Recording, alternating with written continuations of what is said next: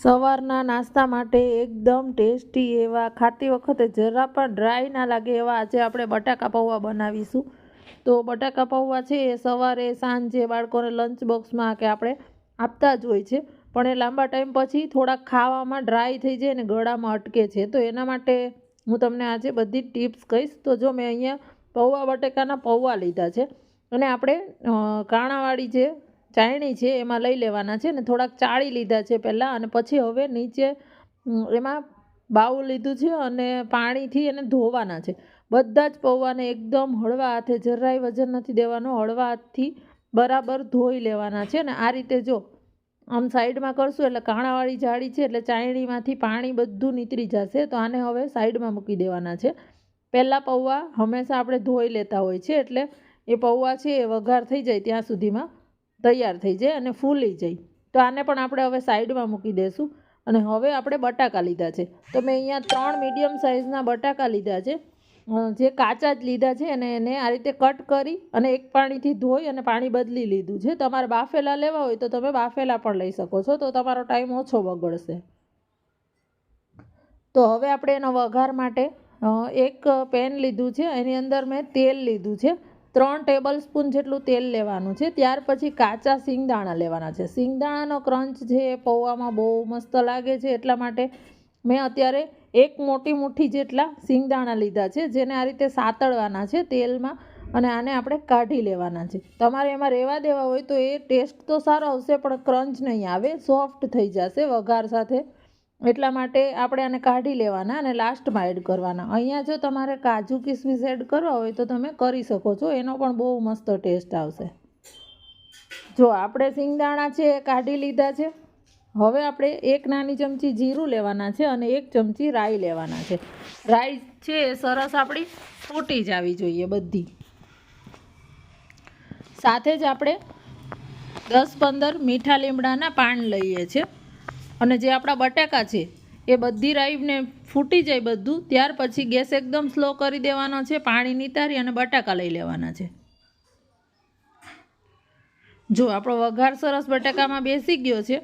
હવે આપણે આની અંદર 1 નાની ચમચી હળદર લઈએ છીએ. અહીંયા હળદરનું પ્રમાણ થોડુંક વધારે રાખવાનું, કારણ કે પૌવા છે એ પાછળથી નહીંતર એનો કલર સારો નહીં આવશે, એટલા માટે અહીંયા જ હળદર સરસ તેલમાં જ સતરાશે એટલે એનો કલર પાછળથી પૌવા એડ કર્યા પછી પણ કાચી હળદરનો નહીંતર પાછળથી એડ કરીએ ને તો સ્મેલ આવતી હોય છે ઘણીવાર, એટલા માટે. તો જો હવે આ બટેકાને તેલમાં જ આપણે 1 થી 2 મિનિટ જેવા સાતળવાના છે, કે જેથી સાતળેલા બટેકા જે હોય છે એની ઉપર એવો આની અંદર ઇફેક્ટ આવી જાય અને સરસ એનો સ્વાદ આવે, એકદમ છૂંદો ના થઈ જાય બટેકા, એટલા માટે. જો 2 મિનિટ જેવું થઈ ગયું છે ને આપણા બટેકા છે એને સતરાઈને હલકું હલકું એના ઉપર કોટિંગ પણ આવી ગયું છે. તો હવે આ બટાકાને ચડવા માટે આપણે અંદર મીઠું એડ કરીશું. અત્યારે છે આપણે બટાકાના ભાગનું જ મીઠું એડ કરવાના છે. ક્યારેય અત્યારે આખા પૌવા બટાકાનું બધું મીઠું અહીંયા નહીં એડ કરી દેવાનું, નહીંતર ખાતી વખતે આ મસાલો છે એ ખારો ખારો લાગશે, પૌવા સાથે મિક્સ નહીં થાય, એટલા માટે. એટલે અત્યારે ખાલી બટાકાના ભાગનું જ મીઠું એડ કરી અને આપણે આને ઢાંકી અને હવે ચડવા દેવાના છે, બટાકા સોફ્ટ થાય ત્યાં સુધી.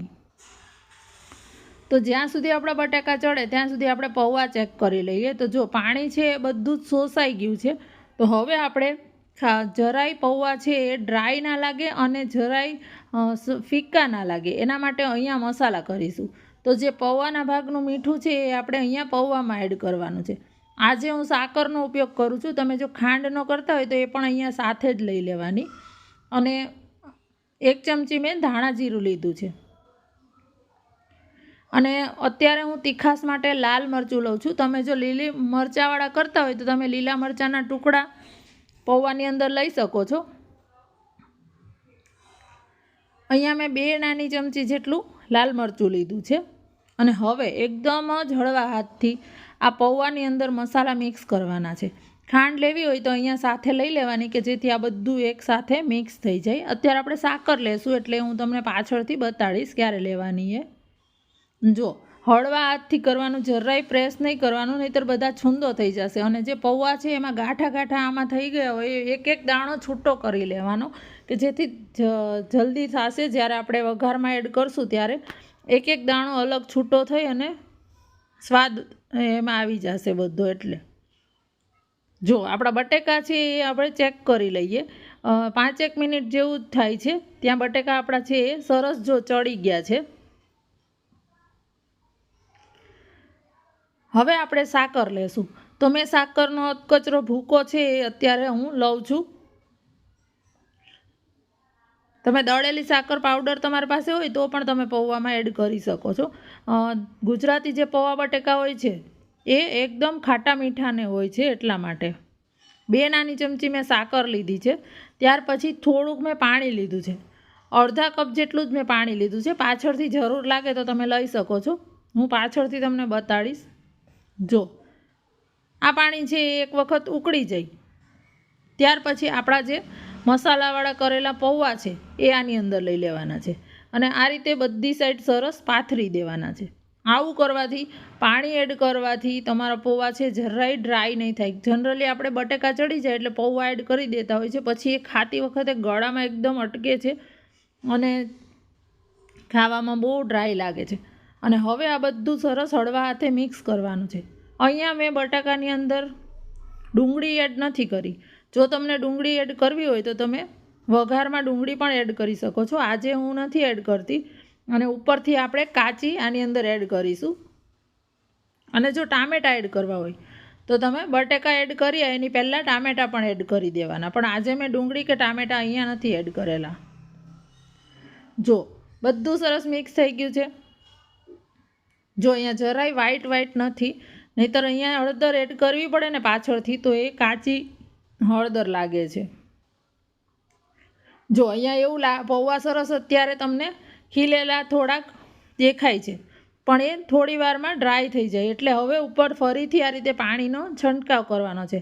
આવી રીતે પાણી અંદર એડ કરવાથી જે 12 ઇંદોરી પૌવા મળતા હોય એ કેવા વરાળમાં સ્ટીમ થતા હોય, એટલે એ દાણો દાણો એકદમ વરાળમાં ફૂલી જતો હોય. પણ અહીંયા આપણે ડાયરેક્ટ પૌવા એડ કરેલા છે એટલે આ રીતે પાણી એડ કરી ઢાંકી અને શાંતિથી એને 2 થી 3 મિનિટ માટે સિજવા દેવાના છે.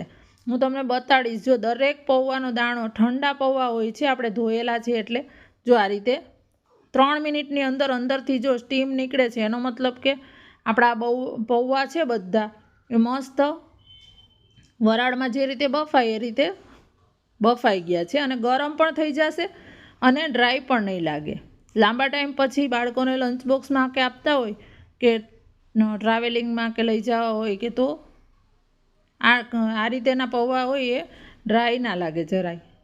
જો હવે આપણા સાતળેલા જે સિંગદાણા છે એ લઈ લીધી છે, ફ્રેશ કાપેલી કોથમીર લઈ લીધી છે. તમારે જો લીંબુ આની અંદર જ એડ કરવું હોય તો તમે અત્યારે 1 મોટા લીંબુનો રસ આમને અંદર જ ગેસ બંધ કરી દેવાનો છે હવે અને એડ કરી દેવાનો ગેસ બંધ કરીને. પણ અમારા ઘરમાં જનરલી લીંબુ ઉપરથી કાચું આમાં એડ કરે છે, જે બહુ સરસ આનો સ્વાદ લાગે છે. ગળાશ અંદર એડ કરી દઈએ છીએ અને લીંબુ છે એ ઉપરથી આપણે એડ કરીશું. ઉપરથી હજી બીજી ઘણી વસ્તુ એડ કરીશું, હું તમને સર્વિંગ કરીને પણ બતાડીશ. તો જો આપણા મસ્ત બટેકા પૌવા તૈયાર છે. તો હવે ઉપરથી આપણે કાચી ડુંગળી એડ કરીશું.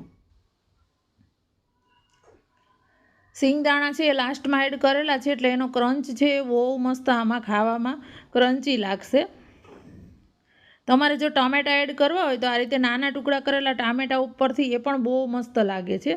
સાથે કાકડી અમે અલગ અલગ સિઝનલ જે રીતે જે અવેલેબલ હોય એ હું એડ કરું છું. અત્યારે મારી પાસે નહોતા એટલે હું દાડમ ને ડુંગળીને એડ કરું છું. ઉપરથી થોડાક દાડમ એડ કરી લીધા છે. ત્યાર પછી ઝીણી સેવ લેવાની છે. સેવથી પણ સરસ ક્રન્ચી ટેસ્ટ આવે છે. અને કોઈ ચાટ જેવા ચટપટા પૌવા તૈયાર થાય છે. અને લીંબુ આપણે અંદર નથી એડ કરેલું એટલે સર્વિંગમાં સાથે મૂકી દઈએ છીએ.